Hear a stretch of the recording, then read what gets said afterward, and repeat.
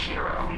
You know you can't win, and yet you stand ready to die a pointless death. Your arrogance is impressive. Annoying, but impressive. Arrogance?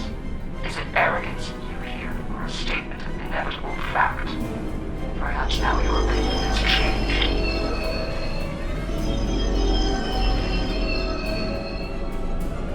Perhaps now you realize the futility of resistance.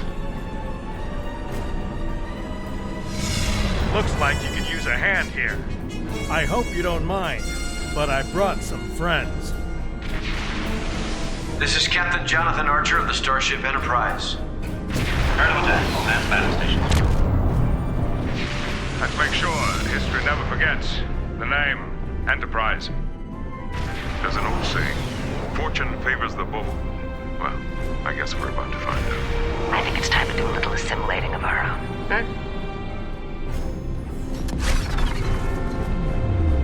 Still think resistance is futile? Your Majesty?